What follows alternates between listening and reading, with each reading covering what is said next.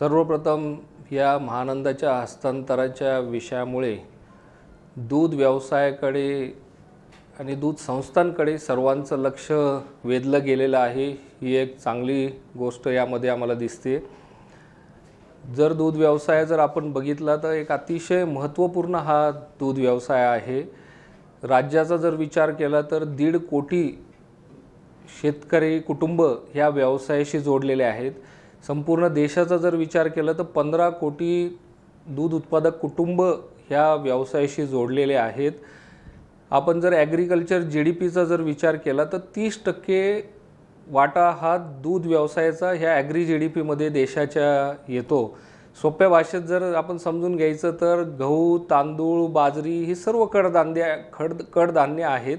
हे सर्व एकत्रित यांचा सर्वांचा जर टर्नओव्हर केला त्याच्यापेक्षाही जास्त टर्नओव्हर हा दुधाचा आहे। त्यामुळे आणि ग्रामीण भागातील 70% कुटुंब या दूध व्यवसायावरती देशातले अवलंबून आहेत। याच्यावरनं आपल्याला दूध व्यवसायाचं काय महत्त्व आहे हे लक्षात येईल। असं असताना देखील दुर्दैवाने कायम दूध व्यवसाय हा दुर्लक्षित राहिलेला आहे। आपण बघितलं तर साखर उद्योग आहे, साखर कारखानदारीवरती सतत सर्वांचं लक्ष त्या ठिकाणी असतं। मीडियामध्ये पण आपण जर बघितलं रोज एक बातमी पेपरला असेल, टीव्हीवर असेल, साखर कारखानदारी संदर्भात त्या ठिकाणी असते।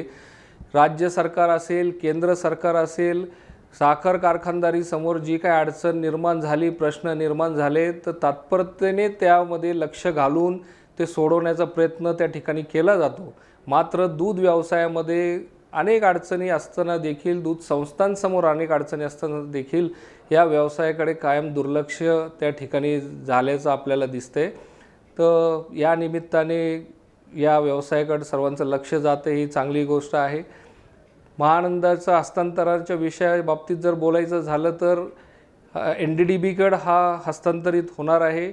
NDDB काय आहे हे आपण पहिले समजून घेतलं पाहिजे। नॅशनल डेअरी डेव्हलपमेंट बोर्ड म्हणजेच राष्ट्रीय दुग्ध विकास मंडळ हे राष्ट्रीय पातळीचं हे विकास मंडळ आहे। हे कुठल्याही एका राज्याचं हे विकास मंडळ दुग्ध विकास मंडळ नाही।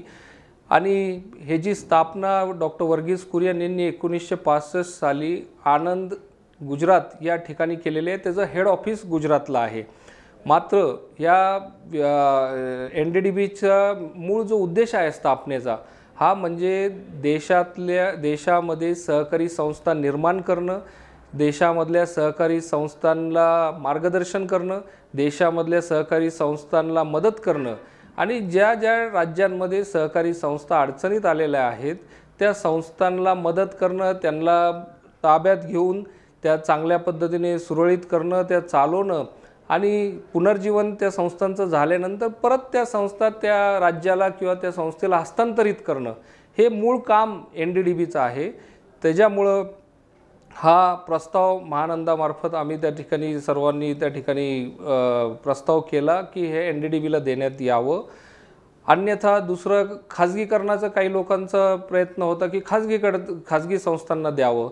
तर खाजगीकरण हा पर्याय चुकीचा आहे, ह्याला आमचा सर्वांचा विरोध आहे आणि म्हणून हे NDDBकडे देण्यात यावं असा निर्णय त्या ठिकाणी झाला आणि हा योग्य निर्णय आहे।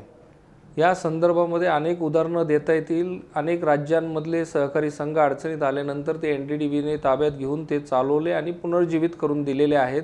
फार लांब जाण्याची गरज नाही आहे। आपल्या महाराष्ट्रातच जळगाव जिल्हा दूध संघ हा 10-12 वर्षापूर्वी अडचणीत आला होता, बंद पडला होता। तो NDDBने पुनर्जीवित केला आणि पुनर्जीवित झाल्यानंतर तो पुन्हा त्या संचालक मंडळाकडे किंवा त्या संस्थेला हस्तांतरित केला।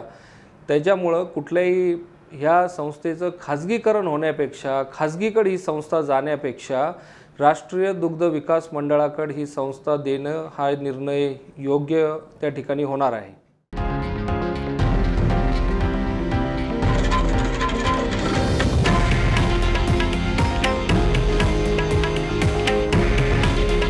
हे आहे देशातील नंबर 1 न्यूज नेटवर्क आणि आपण पाहत आहात TV9 मराठी। काळजी तुमची, हित महाराष्ट्राचं।